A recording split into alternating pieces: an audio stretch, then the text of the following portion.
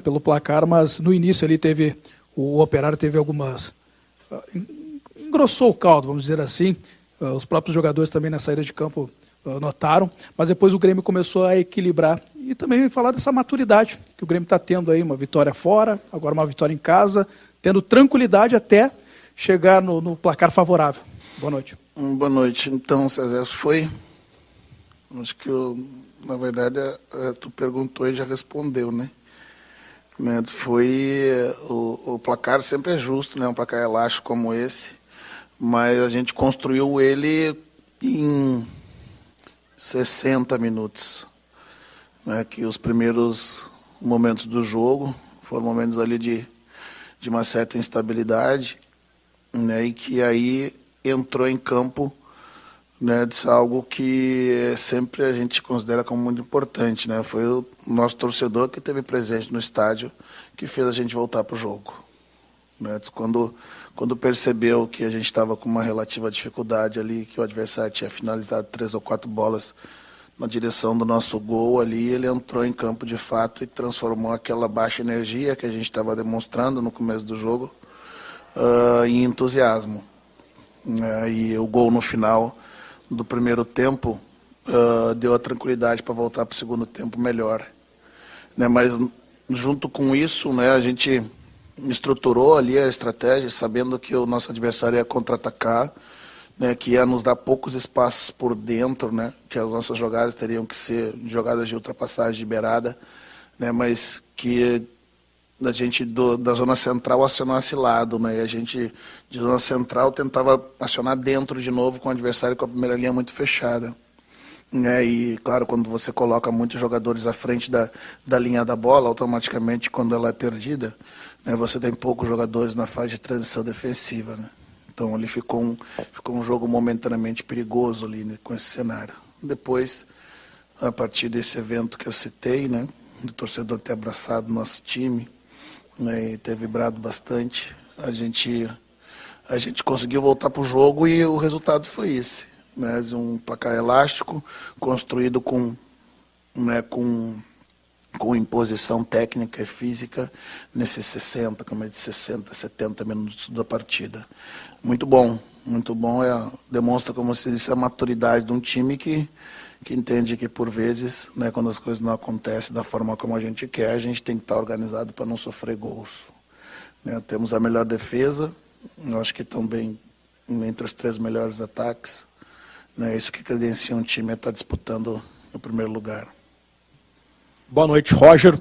Depois do jogo contra o Guarani, você disse que teria o bom problema no meio-campo, com Bitelo, Vila Sante, Lucas Leiva e Campas para 3 vagas. Quais foram os teus critérios para decidir por Lucas Leiva, Vila Sante e Campas, com o Bitelo no banco, que o Bitelo te daria e o que o meio-campo que jogou te dá como um diferencial em relação a outra opção? A gente, com o Lucas e o Vila, a gente tem uma sustentação melhor no meio e eu posso, ao mesmo tempo, jogar os 2 laterais na amplitude, né, e trazer os jogadores que têm uma melhor relação com a bola para dentro do campo, justamente para não, quando um time muito fechado, a gente ter tanto Biel como o Guilherme, né, por dentro, na zona mais congestionada, e fazer com a sua destreza com a bola nos pés desenrolar o jogo. Porém, principalmente pelo lado esquerdo, né, do Nicolas, talvez se ressentindo um pouco ali da condição que entrou no jogo e do seu ombro, né, estava fazendo uma saída um pouco mais conservadora. Então a gente perdia essa perna do Guilherme por dentro, e o Guilherme estava sempre buscando a bola, o jogo, muitas vezes na amplitude completa. E a gente perdia uma peça importante ali dessa amplitude, né? No segundo tempo, eu soltei justamente o Nicolas ataca a profundidade, a amplitude pelo lado esquerdo, sustenta Lucas e Vila por trás da linha da bola, e a gente vai ter 5 esguelando a linha dos caras lá, com jogadores com destreza por dentro, né? O Bitelo também dá essa amplitude mais pela beirada, né, se projetando para dentro do campo de ataque, né, mas para esse jogo especificamente, Eu optei pelo Lucas e eu vi lá a manutenção do mesmos 11 que entraram contra o Guarani. Né, depois, naturalmente, com o adversário, né, inferioridade no placar, com as trocas, né, todos entraram bem e ficou um time que todos já conheciam. Roger, você falou que foi uma opção para esse jogo. A gente pode esperar um rodízio nesse meio-campo entre as peças que você tem, principalmente o Bitelo, né, que foi a sua solução. É um dos méritos apontados do seu trabalho, a afirmação do Bitelo. A gente vai ver um rodízio maior entre esses jogadores daqui para o final da Série B? Eu não diria rodízio, né? Depende de como for interpretar rodízio, né? Mas a utilização dependendo do tipo de jogo que a gente quer, dependendo do adversário que a gente vai enfrentar, se a gente vai ter menos campo, se eu vou ter possibilidade de jogar por dentro, ou se eu vou ter que fazer ultrapassagem pelas beiradas, como a gente fez muitas hoje, destrancou o nosso jogo. Isso vai depender muito, mas essas alternativas elas são importantes, né, para o treinador ter e lançar a mão quando necessário. Roger, essa sequência que o Grêmio vem tendo, ela permite a gente já começar a fazer algumas projeções, pelo menos aqui do lado da imprensa, do lado do torcedor, a gente está fazendo já algumas projeções. A gente já começa a ver, olha... Fica à vontade. 6, 7 jogos, daqui a pouco pode começar para 6, 7 vitórias, é o que estaria faltando. Isso entra no teu vestiário e se entra, como é trabalhado até para controlar uma certa forma de ansiedade, porque vai se tornar cada vez mais público esse debate de quando vai acontecer essa volta do Grêmio para a Série A? Eu já disse que eu trabalho, né, 100% do tempo para não permitir que o externo entre para dentro do vestiário. Né, as nossas projeções é evidente que a gente faz, né? Eu também estou sonhando com a rodada que a gente vai garantir o nosso acesso. Porém, se a gente descuidar e tirar o olho do aqui e agora, né, a gente corre o risco de deixar de prestar atenção no presente. Mas, claro, né, pelo lado de fora, onde você fica à vontade, as projeções elas fazem parte do processo, né, mas nós temos muito cuidado, sem tirar o otimismo. Né, claro que se as projeções quanto antes elas se concretizarem, melhor, né? Assim, dentro do nosso cronograma, né, da nossa fragmentação dos objetivos, nós estamos muito bem para esse momento. Né? Porém, a gente sabe que o futebol é futebol, né? Se a gente seguir assim, né, se a gente disser, não, se a nossa média vai continuar assim, eu não tenho dúvida que a gente vai estar muito próximo antes de acabar o campeonato, mas é ter a humildade, colocar os pés no chão, saber que é um caminho duro ainda, longo, né, e conter a ansiedade. O Roger, em cima disso, né, o resultado é o mais importante, né? A gente já conversou sobre isso nessa sala aqui várias vezes. O Grêmio está fazendo aquilo que precisa, né, tendo resultado para retornar à Série A.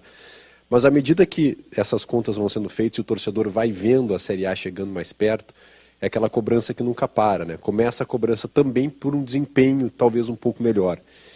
É hora já de pensar num desempenho melhor além do resultado? Ou você acha que o Grêmio já atingiu um bom padrão de desempenho, já pensando também no ano que vem? Depende do que a gente considera desempenho, né? Isso hoje é uma ditadura de uma única forma de jogar e se fazer o resultado do jogo coletivo. Uma ditadura que tu tem que sair do goleiro e chegar no gol do adversário com a bola sempre no chão e o adversário não pode tocar na bola. Existem várias formas de se fazer um time competitivo.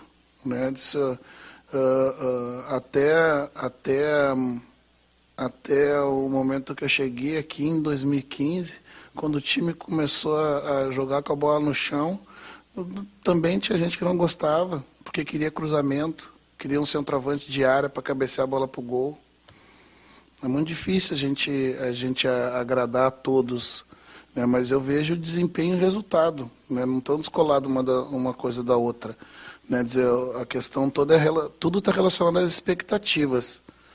Né? Se entende, se olha o adversário que tu vai jogar, o peso da camisa, a história na competição, e se entende, daí se estabelece um placar que deve acontecer.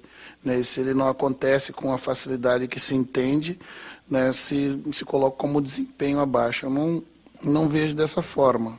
Mas eu quero muito que a gente jogue bem, com consistência como jogou. Como se hoje a gente tem a melhor defesa e o melhor ataque. Né? Se isso não é desempenho, o que é, né? Roger, quero te fazer uma pergunta que vai um pouco além só do jogo de hoje. A gente sabe que quando se analisa futebol de fora do campo para dentro, normalmente não vai acertar com o que o treinador pensa. Mas parece que a sequência, principalmente do jogo, após o jogo contra o Guarani e hoje, o time deu aquela, sabe, soltou um pouco a pressão. Isso facilita também para que se tenha esse desempenho que o Berton perguntou, que talvez a visualização do objetivo tão próximo também tire um pouco esse clima. Depende, né? Depende como é encarado, né? Se pode a eminência do atingir a meta pode gerar ansiedade, né? Assim como gera entusiasmo, gera confiança, também gera muita ansiedade. Aí a gente vai medir que tipo de maturidade esse grupo já tem, né? Que o que está mostrando é que está se adaptando a esse cenário, absorvendo o entusiasmo que vem de fora do campo, né? Mas sem tirar os pés do chão, sabendo que isso não é porque o Grêmio entra numa competição como essa sendo um dos favoritos, porque, né, é o grande da competição, né, que a gente vai passar a mão assim na taça e não precisa cumprir mais todo esse ritual, né, da segunda divisão, né? Essa é a terceira vez que o clube, né, busca voltar da segunda divisão, né? As outras 2 vezes não foi fácil também, né? Se essa também não vai ser, né? Lá atrás eu falava que, né, a gente não vai subir em agosto, né? Mas a gente vai estar muito perto se a gente seguir com essa. São 17 jogos, é isso, Igor?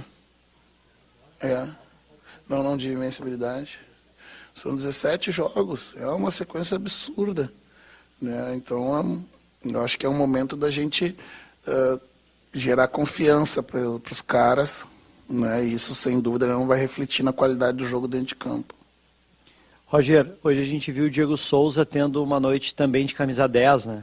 Ele jogou bastante pelo meio campo no segundo tempo e abriu bastante espaço, inclusive, para o Biel fazer o gol, puxou marcação. Queria que tu falasse um pouquinho se teve um papo com ele para ele fazer isso no segundo tempo, que realmente foi bem diferente o primeiro do segundo tempo do Diego Souza, né? Porque a linha, assim, o posicionamento do centroavante é muito importante porque ele ajuda a basear a altura da linha do adversário. Mas quando essa linha é muito baixa, né, os espaços pouco surgem. É melhor você ganhar um jogador para ter superioridade numérica no meio campo do que ficar unicamente baseando a linha. Claro que isso acarreta que um cara com a qualidade do Diego, que sai da área, mas que municia os jogadores, vai estar mais ausente do processo de finalização dentro da área. Ele teve os cruzamentos do primeiro tempo que chegaram, ele estava presente dentro da área. Né? O gol do segundo tempo foi gol de rebote de escanteio. Né? Então foi exclusivamente porque o Diego estava posicionado dentro da área. O segundo tempo, que eu pedi para ele se mover um pouquinho mais, para gerar esse espaço e ter essa qualidade de passe que ele tem, né, foi que gerou outras possibilidades. Né? Então, talvez se o Diego não tivesse feito o gol, tu estaria me perguntando se a saída dele da área não fez com que ele estivesse ausente do processo de finalização.